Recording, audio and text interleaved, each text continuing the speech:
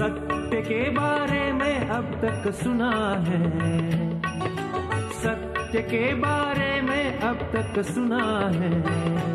आया समय सत्य सुनने का खोजी, आया समय सत्य सुनने का खोजी।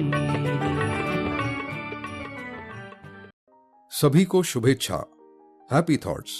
तेज ज्ञान संदेश के इस भाग में आइए सुनते हैं तनाव और मनाव से मुक्ति, संतुलित जीवन कैसे जिएं। यह संदेश हमें तनाव को एक नए दृष्टिकोण से देखना सिखाएगा, साथ ही जीवन के सबक भी सिखाएगा। संदेश में बताई गई एक एनोलॉजी द्वारा हम समझेंगे कि तनाव और मनाव क्या है, क्यों है। प्यारे तनाव से मुक्त खोजियों, आप सबको शुभेच्छा, हैप्पी थॉट्स। तनाव क्या है, क्यों आता है, कब आता है, क्या आवश्यक है और उसके इलाज क्या हैं, कारणों को कैसे हटाएं, तो सही मार्गदर्शन मिलेगा और आप आने वाले तनाव के साथ बहुत आसानी से चल पाएंगे, आश्चर्य कर पाएंगे, आनंद ले पाएंगे, विकास कर पाएंगे, निमित्त बन पाएंगे। तो किस तरह हम इस तनाव को समझें, इसकी जड़ में जाएं, ताकि आगे हमारे साथ यह न रहे। तो सबसे पहले हमें समझना होगा लक्ष्य क्या है जिस वजह से हम पृथ्वी पर हैं और हर घटना हमारे जीवन में क्यों आ रही है। इसे ऐसे समझें कि आप एक मंदिर में गए हो, एक ऐसा मंदिर जहाँ पर अलग अलग मूर्तियाँ रखी हुई हैं, जहाँ इंसान मरने के बाद जाता है। एक बहुत बड़ा मंदिर, और इस मंदिर की कल्पना आप नहीं कर सकते वहाँ क्या होगा। वहाँ पर जो मूर्तियाँ हैं, स्टैचूज़ है, वे सभी है। केवल ईश्वर की मूर्ति होगी ऐसा मत समझना। वहाँ पर कौवे की भी मूर्त है, वहाँ पर हाथी की भी मूर्त है, वहाँ गधे की भी मूर्त है और घोड़े की भी मूर्त है। वहाँ पर हर तरह के लोगों की मूर्तें रखी गई है और लोग आ रहे हैं उस मंदिर में, और सभी लेकर आ रहे हैं माला, क्योंकि उनको माला चढ़ानी है। वे क्या चाहते हैं? सभी ईश्वर के गले में माला डाल दी जाए। हर एक यही चाहेगा, कोई नहीं चाहेगा किसी गधे के गले में माला डालकर आए। कोई नहीं चाहता, कोई नहीं चाहता किसी हाथी के गले में माला डाल दी जाए। चाहे गर्दन मोटी है, मगर फिर भी माला ईश्वर के गले में ही जानी चाहिए। इतना कॉमन सेंस तो सभी को है, मगर इससे बढ़ाना है। सामान्य ज्ञान सभी को है कि हम जो माला लाए हैं, चाहे बहुत सारी मूर्तें हो, मगर हमें किसके गले में डालनी है। वहाँ भेड़िए की भी मूर्त है, वहाँ पर डायनासोर की भी मूर्त है, वहाँ पर सांप की भी मूर्त है।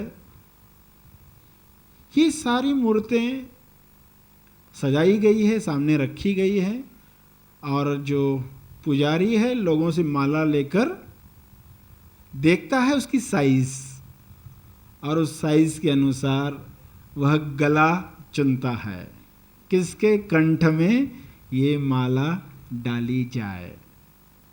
लोगों की लाइन लगी हुई है, मगर ईश्वर के गले में कितनी मालाएं फिट हो रही हैं।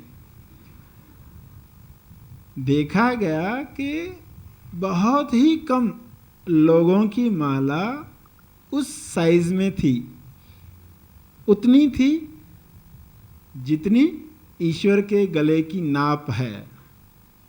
बाकी लोगों की माला कुछ अलग अलग मूर्तियों पर फिट हो रही। पुजारी देखता है, साइज फिट करके देखता है, चलो तुम्हारी माला कौवे को फिट हो गई, तुम्हारी माला चूहे को फिट हो गई, तुम्हारी माला हाथी के लिए है, घोड़े के लिए है, गधे के लिए है, कुत्ते के लिए है, जो भी जानवर हम गिनाएं, अलग अलग गर्दनों की नाप। लोग दुखी होकर जाते हैं, बहुत कम लोग पूछते हैं कैसा क्यों हुआ। हमारी माला ईश्वर के गले में क्यों फिट नहीं हुई? कुछ ही लोग सवाल पूछते हैं, जो सवाल पूछते हैं उनके लिए रास्ता खुलता है कि कैसे यह गलती हुई, क्या करना चाहिए एक इंसान को अपने जीवन में। इस एनालॉजी के द्वारा, इस उपमा के द्वारा, जिसके सहारे हम लक्ष्य समझ रहे हैं कि माला यानी इंसान का शरीर, इंसान का मनो शरीर यंत्र।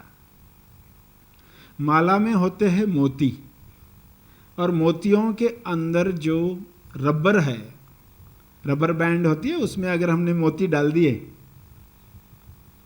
तो आप जानते हैं वह माला कैसी होगी। उस रबर को आपने खींचा तो वह बड़ा होता है।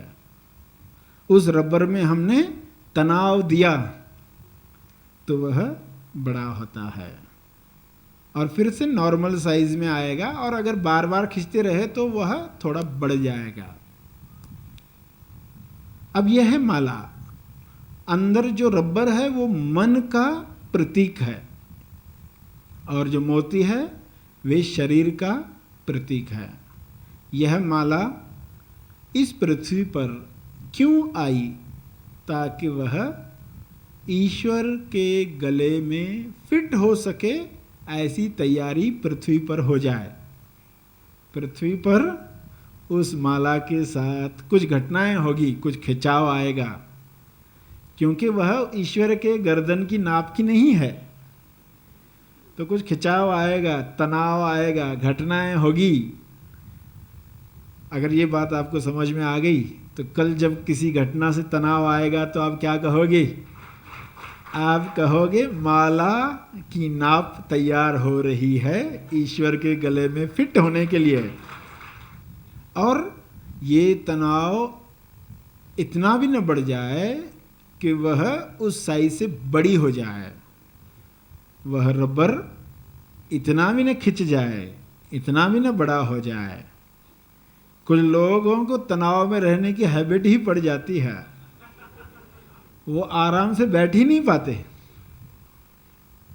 2 मिनट भी कहा बैठो तो नहीं बैठ पाएंगे, कुछ तो कुछ करते रहें। रजोगुणी लोग इस तरह के होते हैं। जो रजोगुणी है आप जानते हैं, उनका शरीर हमेशा दौड़ते रहता है। वे नींद भी करते हैं इस वजह से ताकि वे काम कर पाएं, सुबह जल्द से जल्द हो तो काम शुरू कर पाएं। और तमोगुणी लोग हैं जो शुरू ही नहीं करना चाहते, वे पड़े रहना चाहते हैं जब तक भूकंप नहीं आता। चूहे के गले में ही उनकी माला फिट होती है। तो दोनों तरह के लोग, दोनों मालाएं आपके सामने आपको दिखाई देगी, और हमें देखना है कि आज तक हमारी माला कितनी तैयार हुई है। अगर बहुत खिंच गई है तो वह फिर भी काबिल नहीं है। अगर हमें आराम में काम और काम में आराम करने की कला नहीं आई, तनाव में भी हम आराम कर पाएं, तनाव में भी हम तनाव का उपवास कर पाएं, और आराम में भी हम आराम से काम कर पाएं। यह जब होगा पृथ्वी पर, यानी पहले सत्वगुणी शरीर बनेगा। सत्वगुणी में क्या है? जितना खिंचाव आना चाहिए उतना दिया जाएगा, क्योंकि आप जानते हैं कि ये माला ऐसी की ऐसी लेकर गए, इस पर काम नहीं हुआ, हमेशा बचते रहे, हमेशा काम से बचते रहे। रिस्पॉन्सिबिलिटी कोई और ले, कोई और कमाए, मैं खाऊं। हिमालय पर जाकर बैठ जाएं, साधु बनकर भीख मांगते रहें, तो न सन्यासी न संसारी, दोनों के मध्य में जब काम होगा तेज संसारी बनकर, तेज संसारी को ये लक्ष्य पता है कि पृथ्वी पर क्या चल रहा है। हम एक माला लेकर आए हैं और इसको हम तैयार करके चढ़ाएंगे, तो वह कहाँ पर जानी चाहिए, कब हमें आनंद मिलेगा, जब उसकी साइज ईश्वर के गले की नाप की होगी, नीलकंठ में फिट होगी, तब आप कहोगे कि हमारा जीवन सफल हुआ। सफलता की परिभाषा अलग अलग दी जाएगी लोगों के द्वारा। ऐसा ऐसा हो गया, इतनी इतनी बिल्डिंगें बन गई, इतने महल बन गए, ऐसा हमने शहर बना दिया, इजिप्ट बना दिया, रोम बना दिया, तो हमने सफलता पाई। मगर वो सफलता नहीं, क्योंकि जिस शरीर के द्वारा वह हुआ उसका क्या हाल हुआ। हालांकि लोग तो पेपर में छापेंगे नाम बहुत, ये फलां फिल्म स्टार है, इतनी फिल्में की है, एक फिल्म के इतने करोड़ लेता है, मगर वह माला तैयार कैसे हुई, उस तनाव में, हर शूटिंग में वह कितना परेशान रहा, और उससे जो परिणाम टोटल आया जीवन के अंत में, तो वह माला कैसी थी। अगर इस इंसान को पहले ही मालूम होता कि पृथ्वी पर यह सब चल रहा है, तो वह कैसे बैलेंस्ड रहता, वह कला सीखता जिससे अगर तनाव बढ़ जाए तो उसको कैसे बैलेंस किया जाए, अगर बिल्कुल नहीं है तो कैसे उसको लाया जाए, कैसे शरीर में तमोगुण भी होने नहीं देना है, कैसे रजोगुणी बनकर भी भागते नहीं फिरना है, इसको मध्य में लाने के लिए सत्वगुणी बनना है, और उसके बाद गुणातीत बनकर लक्ष्य पूरा होगा। गुणातीत यानी कि तीनों गुणों से जब हम परे चले जाते हैं, तीनों गुण तो शरीर के साथ, मन के साथ संबंधित है, मगर परे जाने के लिए जो प्लेटफॉर्म है वह है सत्वगुणी का, यानी तनाव इतना ज़्यादा भी न हो और तनाव इतना कम भी न हो कि काम हुआ ही नहीं, शरीर और मन पर कुछ काम हुआ ही नहीं। जब आप व्यायाम करते हैं तो हकीकत में क्या करते हैं, आप शरीर को, मोतियों को तनाव देते हैं, उसको खींचते हैं, लटक कर खींचते हैं, झुककर खींचते हैं, तो एक तनाव आता है। कुछ देर आप वो तनाव जारी रखते हो। जिसको सही मार्गदर्शक मिल गया उसको पता होता है कितने सेकंड्स के लिए ये तनाव रहे, और उस तनाव के बाद उसको ढीला छोड़ना अति आवश्यक है, फिर अपोजिट डायरेक्शन में जाना अति आवश्यक है। इस आसन के बाद ये आसन करना आवश्यक है। तो मार्गदर्शन मिल रहा है अगर, और हमने अपने कॉमन सेंस से घटनाओं में सीख लिया कि ये घटना के बाद हमें क्या करना चाहिए, मौन कक्ष में कब जाना चाहिए, घटना के बाद श्रवण कब करना चाहिए, पहले, बाद में, बीच में, कब क्या हो, ये मार्गदर्शन अगर परफेक्ट समझ में आ गया, पक्का हो गया कि अब अगर इस तरीके से हम चले तो माला कैसी होगी, वह ईश्वर के गले में फिट होगी। अब ये जो चीज़ें बताई जा रही है शब्दों में नहीं बताई जा सकती, इसलिए एक कहानी, एक उपमा, एक एनालॉजी के द्वारा आपको बताई जा रही, जहाँ आपको कोई बात समझ में आएगी, बिना शब्दों के समझ में आएगी, अरे हाँ मुझसे ये गलती हो रही है। लंबे समय तक मैं तनाव में रहता हूँ और एक पल भी ख्याल नहीं आता कि इसे मुझे रिलीज़ करना है, इसके लिए मुझे मौन में बैठना है, ध्यान में बैठना है। रबर की साइज इतनी भी न बढ़ जाए कि वह बंधन बन जाए, किसी ऐसे गले में पड़ जाए जो हम नहीं चाहते। अगर ये साफ साफ लक्ष्य दिखाई दे और कोई आपको बताया कि जिस तरीके से आज आपका जीवन है उस हिसाब से यह माला इस जानवर के गले में पड़ने वाली है, तब चौंक जाओगे कि मेरे साथ ऐसा होने वाला है। फिर तो मुझे तुरंत आज से ही काम शुरू करना चाहिए। ये साफ साफ हमें दिखाई दे, जीवन अदृश्य कार्य कर रहा होता है। दूरदर्शिता लोगों में कम है, इसलिए वे देख नहीं पाते कि आज जो हम कर रहे हैं कई सालों के बाद उसका इफ़ेक्ट क्या होगा, असर क्या होगा। अगर वे देख पाते तो बहुत कम लोग मूर्खताएं करते, लोग नहीं देख पाते, इसलिए वे रबर का गलत इस्तेमाल करते रहते हैं, माला का गलत इस्तेमाल करते रहते हैं, और माला या तो इतनी खिंच जाती है कि वह ईश्वर के गले में ढीली होती है। ऐसे लोगों का जीवन ढीला ढाला ही रह जाता है, और फिर कुछ इतने अकड़े हुए, खिंचे हुए, तमोगुणी, अहंकारी कि उनकी भी माला ईश्वर के गले में फिट नहीं होती। तो तनाव से इतना भी कोई खिंच जाता है कि मृत्यु हो जाती है शरीर की।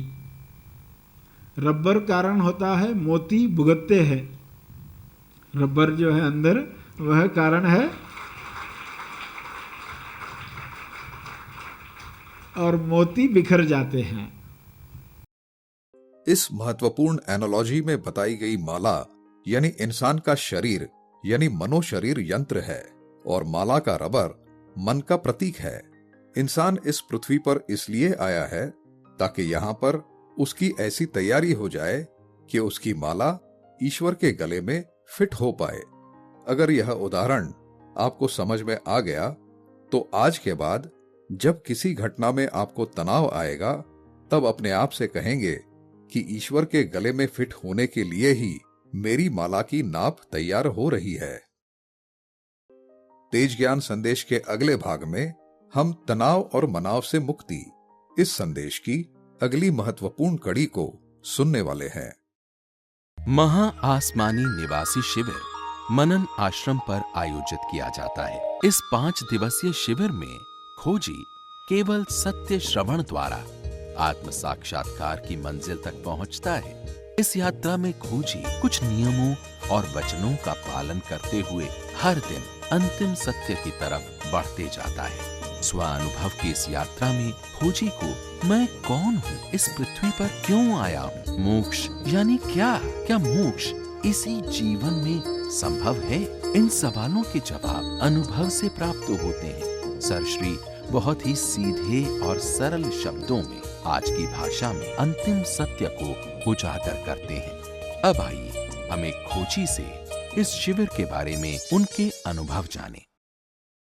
इनसे अल्लाह हैप्पी थॉट्स।